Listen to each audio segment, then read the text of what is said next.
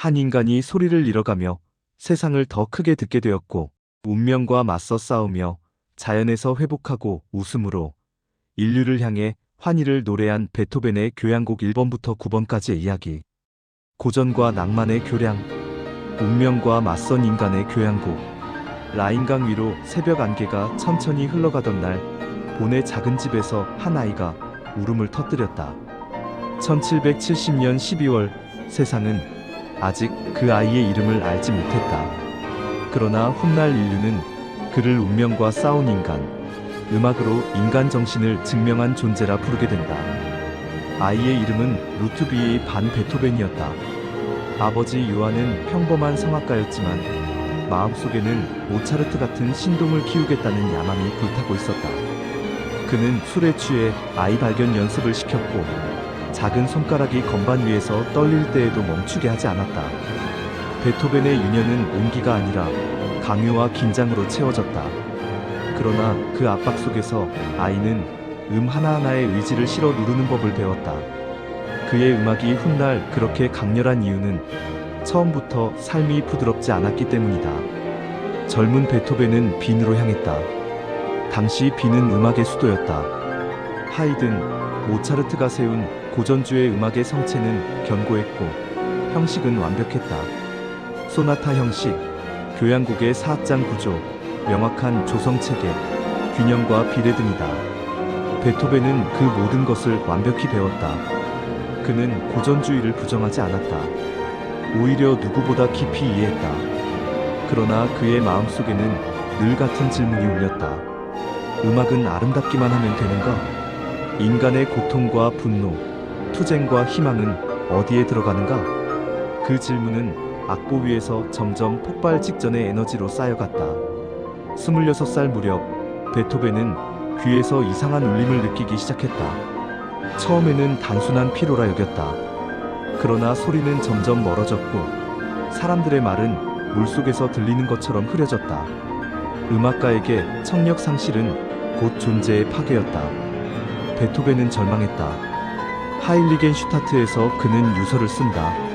삶을 끝내고 싶었으나 그를 붙잡은 것은 오직 하나였다. 내 안에 아직 말하지 못한 음악이 있다.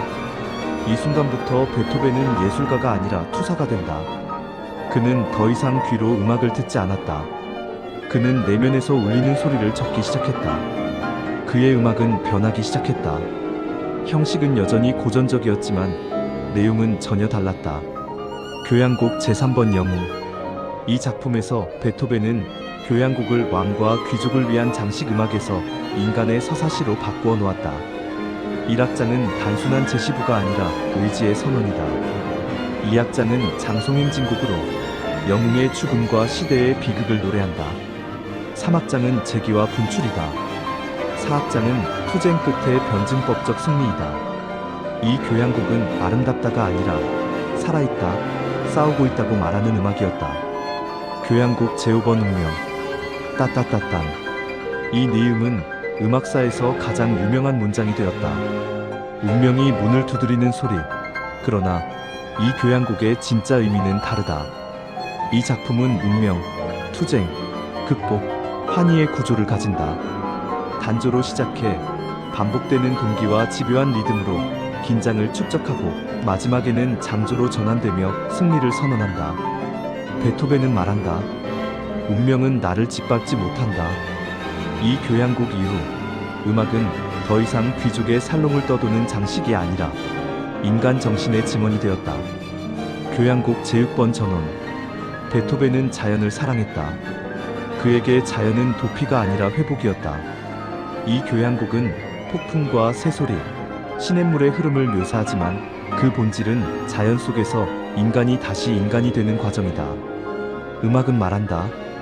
문명은 인간을 상처 입히지만 자연은 다시 숨쉬게 한다. 교향곡 제9번 합창. 완전히 귀가 들리지 않게 되었을 때 베토벤은 가장 위대한 작품을 쓴다. 이 작품은 음악의 경계를 완전히 허물었다. 교향곡에 인간의 목소리를 도입, 환희의 송가를 통해 인류 보편의 형제애를 선언한다. 모든 인간은 형제가 된다. 이는 단순한 음악이 아니라 철학적 선언이었다. 베토벤은 더 이상 개인의 고통을 넘어서 인류 전체의 이상을 노래했다.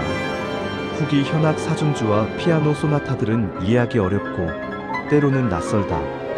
그러나 그 음악은 묻는다. 형식이 인간을 구속하는가? 아니면 인간이 형식을 초월하는가? 베토벤은 답한다. 형식은 깨지기 위해 존재한다. 베토벤 이후 음악은 다시 예전으로 돌아갈 수 없었다. 낭만주의는 그의 정신의 불꽃에서 태어났고 예술가는 귀족의 하인이 아니라 사상가가 되었으다. 음악은 감정과 철학, 투쟁과 이상을 담는 언어가 되었다. 그는 말했다. 나는 신을 믿지 않는다. 그러나 인간의 가능성은 믿는다. 1827년 베토벤은 세상을 떠났다. 그러나 그의 장례식에는 수만 명이 모였다. 그는 생전에 고독했지만 죽음 이후 인류의 목소리가 되었다. 오늘날에도 그의 음악은 울린다. 혁명 속에서, 절망 속에서 희망을 찾는 순간마다 베토벤은 더 이상 한 인간이 아니다. 그는 운명과 맞선 인간 그 자체의 초상이다. 9개의 교향곡. 1. 교향곡 제1번. 질서 속에서 숨쉬는 젊은 반항. 빈의 아침 공기는 차갑고 살롱의 창문은 아직 닫혀 있다.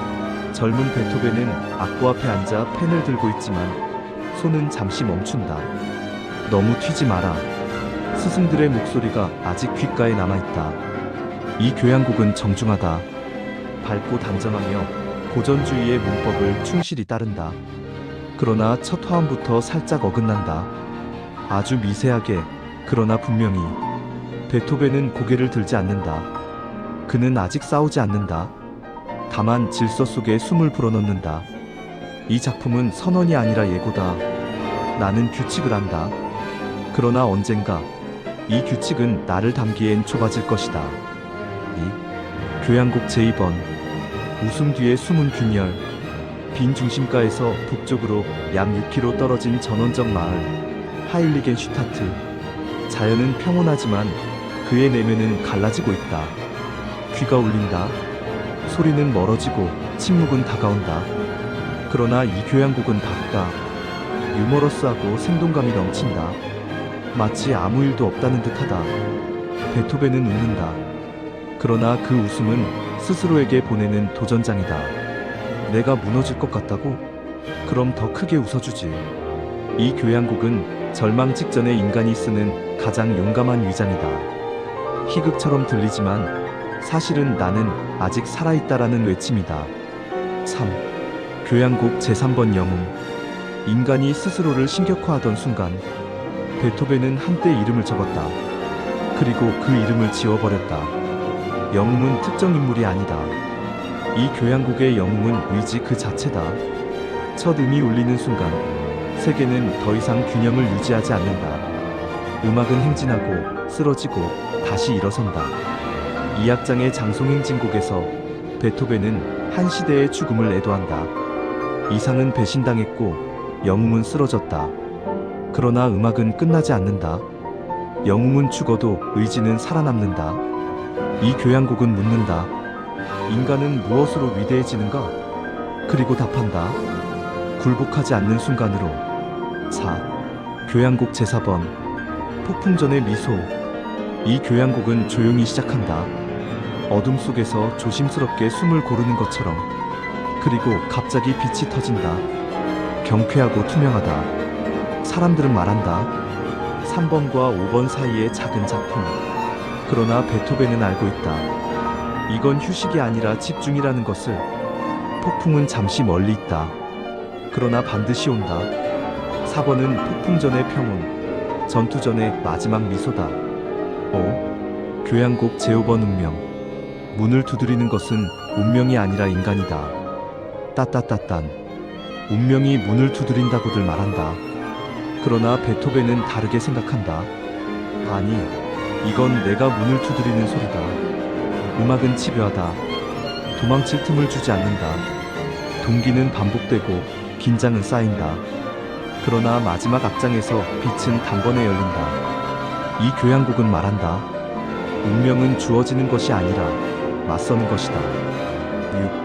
6. 교향곡 제6번 전원. 인간이 다시 숨쉬는 법. 숲길을 걷는다. 도시는 멀어지고 생각도 느려진다. 이 교향곡에는 싸움이 없다. 대신 존재가 있다. 새가 노래하고 물이 흐른다. 폭풍이 오지만 지나간다. 베토벤은 자연을 그리지 않는다. 자연 속에서 자신을 회복하는 인간을 그린다. 이 작품은 속삭인다. 인간은 투쟁만으로 완성되지 않는다. 7.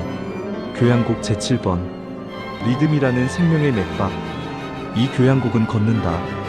아니, 춤춘다. 리듬은 멈추지 않는다.